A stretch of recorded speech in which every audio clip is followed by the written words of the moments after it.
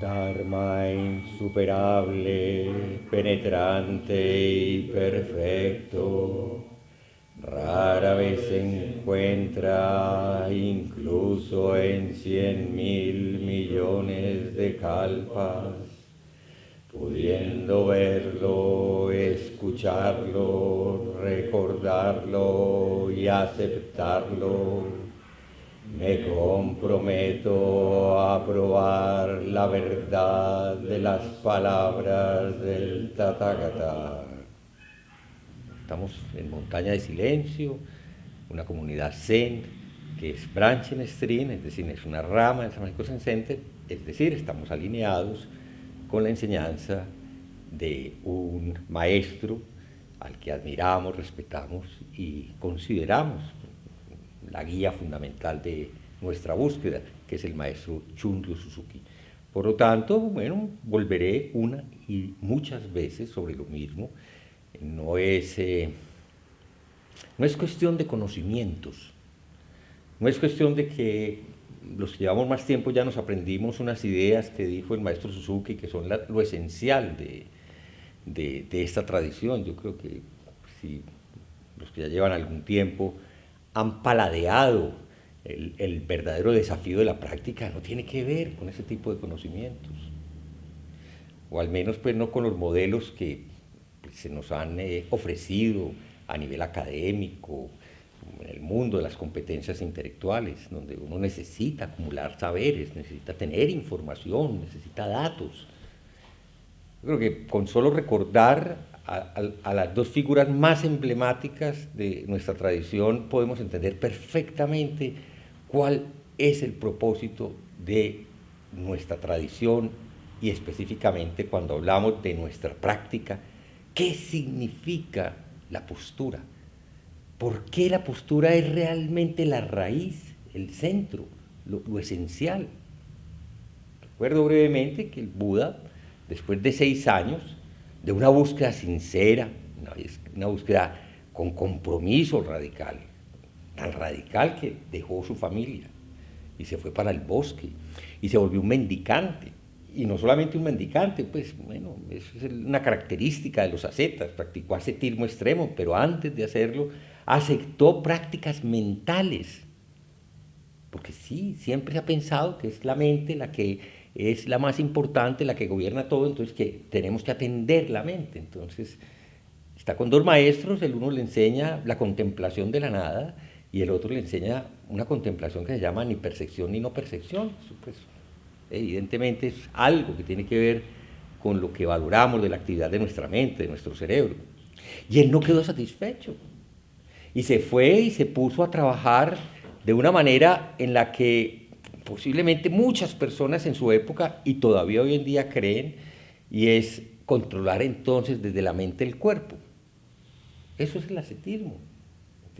Pensar el cuerpo como una especie de potro salvaje que no sabe qué es lo que hace y al que hay que ponerle freno porque pues como es un potro salvaje, pues hace muchas bobadas que son las que hacen que uno no esté en el punto donde debería estar. Bueno, el Buda vio que eso no conducía a ninguna parte. El Buda dijo, después de 6 años de vida ascética, esto no me lleva a ninguna parte. Yo lo único que estoy haciendo es, con muchos otros, pues acercándome a unos límites muy peligrosos, y no era infrecuente que los ascetas murieran mientras practicaban, una especie como de suicidio espiritual. Y empieza a hablar del corazón simple de la enseñanza que vamos a recibir nosotros. Lo primero que menciona es la vía del medio, y eso suena pues intuitivamente muy fácil de entender. En realidad es un desafío.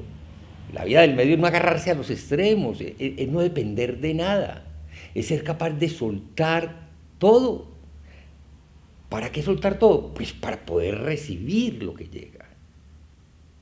Si uno está agarrado, si uno tiene las manos aferradas a algo, si le ofrecen algo para poderlo coger, tiene que abrir y se le va a caer. Entonces, bueno, ese es el gran problema de los seres humanos, que no sabemos qué hacer con toda la cantidad de bobadas a las que nos mantenemos desesperadamente aferrados. renuncia a la comodidad palaciega y a la vida de familia y a los halagos de ser un príncipe o al menos el hijo de una familia muy rica, de un clan, jefe del clan de los Sakia, y luego, habiendo llegado a la condición de un mendicante, de los seres más pobres desde el punto de vista material, que dependen en un todo de lo que las otras personas les den, y aún a eso renunciaban a las limosnas, porque no comían. Y finalmente renunció también a la enseñanza de sus maestros, sin condenarla. ¿No? Nunca dijo que sus maestros estuvieran equivocados, y eso yo siempre lo valoro mucho. Me parece que no solo porque no los criticó, sino porque fueron los primeros que estuvieron en su mente cuando llega al despertar y a los que él quiere compartirle su realización. ¿Y en qué consistió su realización? Se sentó. Y no se sentó de cualquier manera. Se sentó en la postura de Buda, que desde entonces pues la llamamos así porque es la postura en la que el ser humano realiza la totalidad de sí mismo y su esencia. Él lo sospechaba, pero no estaba seguro de que fuera tan sencillo como lo que fue testificando, y era quedarse ahí firmemente, observando todo con total claridad, sin elegir nada, pero al mismo tiempo dejando que todo pasara. En principio, esa es la descripción más sencilla. Su mente se llenó de cosas, todos recordarán las historias, mujeres bonitas, riqueza, ejércitos de Mara que lo atacan, un diálogo con el demonio, pues, y finalmente descubre que todo eso no es más que el producto de su mente. ¿Y cómo lo descubre? En este cuerpo. Él nunca abandona esta postura firmemente sostenida, y él, viendo cómo todo eso se cae, llega al despertar. Y por eso es tan difícil hablar, porque es una bobada. Es el secreto más fácil de guardar, porque por más que se revele, a nadie le interesa. Que todo está aquí, en el momento en que nos sentamos en esta postura. Bueno, ahí empezó una gran tradición. Cada escuela reclama para sí el derecho a explicarla de la manera que le corresponde.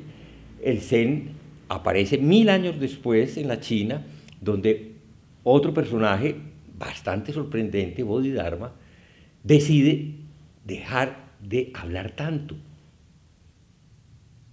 Le pareció que los chinos andaban despescuezándose por definir cuál era el sutra más importante.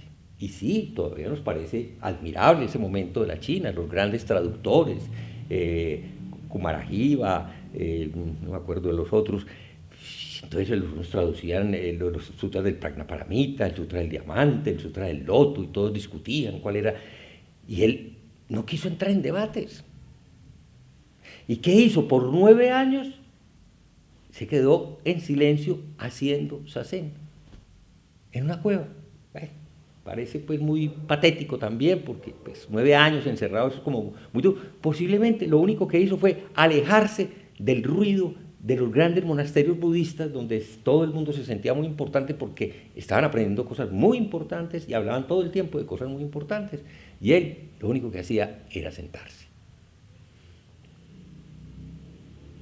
Esa práctica simple, que nosotros llamamos shikantaza, se basa en una postura del cuerpo. Y sí, es normal que las personas, cuando se acercan a esto, se preguntan, ¿pero por qué tiene que ser así? ¿Por qué no puedo practicar eso? Pues llevo muchos años y se repite y se repetirán por siempre. ¿Y por qué no puedo practicar en una silla? ¿Y por qué no puedo practicar soltando? Sí, sí se puede. No hay ningún problema. Si tu intención es clara, si tu intención es abandonar una vida girando alrededor de un yo, siéntate para que tu cuerpo finalmente descubra la postura correcta. Ese es el desafío de esa sed. Pocas personas que yo conozca la aceptan. La mayoría, ¿qué hacen cuando se les ofrece esta postura? Que la explicamos con sus variantes más sencillas, que simplemente cruzar las piernas de una manera, que se puede hacer en cuarto de loto, en medio loto, Siempre explicamos los mismos detalles, la importancia de una columna vertebral recta, de ser consciente de una postura abierta, de la alineación de la nariz con el ombligo, de los ojos abiertos, etcétera, etcétera, etcétera. ¿Y la gente qué hace? Piensa que uno está ofreciendo una fórmula, como si estuviéramos dando la receta para lograr algo. Y nada más lejos de la realidad de la postura que esa pretensión. Esta postura es la realización. No hay nada más que lograr. Nada más nos hace falta. Poder estar aquí, ahora, en este cuerpo, presentes, abiertos, es realmente el significado de hacer Zazen. Entonces no practicamos para volvernos un Buda. Eso no son sino los añadidos mentales. Ser un Buda es participar de la misma naturaleza de la que siempre hemos hecho parte. Que no la vemos porque efectivamente la trampa de la creación de un yo nos aísla, nos genera la sensación de ser un lugarcito separado de todo, y cada vida personal no es sino un tejer y retejer y destejer y volver a tejer el núcleo de lo mío. Y nos quedamos ahí, lo mío, mi historia, mis cosas, mis proyectos, mis sensaciones, mis emociones, mis opiniones, mío, mío, mío, mío, mío, mío. Zazen es la realización del lo no mío. Ni dos, ni uno, dice el maestro Shunryu Suzuki, y no sé si eso se parezca al Vedanta Advaita, utiliza un lenguaje parecido, pero yo siento que en todas partes hay un esfuerzo muy grande por señalar lo puro, lo perfecto, y señalar lo que no es luminoso, no es verdadero, no es auténtico. Bueno, a veces también los que practicamos el Zen caemos en esa inútil forma de referirnos a las cosas. Juzgar siempre es un acto que parte de un pensamiento activo que separa el mundo y ve allá y dice. Por eso, pues cuando estamos en Zazen, pues la primera invitación es a no agarrar nada. Reflexionar y juzgar es agarrar, es sostener con la mano del pensamiento una idea, una opinión. Soltar, darse cuenta de que la actividad del pensamiento siempre confluye hacia querer separar unas cosas, alejar otras y quedarse lo más posible con aquello que dice me gusta, esto es mío. Eso es lo que hacemos siempre.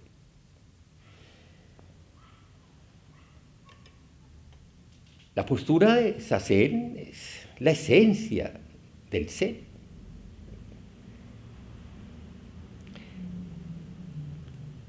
Todos los que vivimos alrededor de la práctica de Zazen, pues sabemos que es inevitable como crear un ambiente, como cuando servimos la mesa, poner algunos otros objetos que facilitan la vida humana. Sí, vamos a estudiar, hay otras cosas que consideramos que son valiosas. Digamos que la conciencia de ser un ser humano es descubrir dónde está atrapado, dónde está anudado, y para poder soltar a veces tenemos que hacer estrategias ingeniosas, incluso relacionadas con nuestra propia vida, con nuestro propio ser. Pues eso es lo que el Buda y todos los grandes maestros han llamado los medios hábiles. Sí, cada uno llega desde un lugar oscuro, desde un lugar difícil, y ser un buen maestro significa aprender a ofrecerle a cada uno algo que le facilite el dejar de dar tantas vueltas, el poderse finalmente poner en un sitio. Entonces sí, también en el Zen ponemos cosas que han demostrado que son útiles. Entiendo perfectamente que a muchas personas las formas de nuestra práctica les parecen demasiado artificiales, las ceremonias como si no fueran necesarias. Y sí, pues le decimos al que no le guste que no hay ningún problema, que si no quiere no las haga.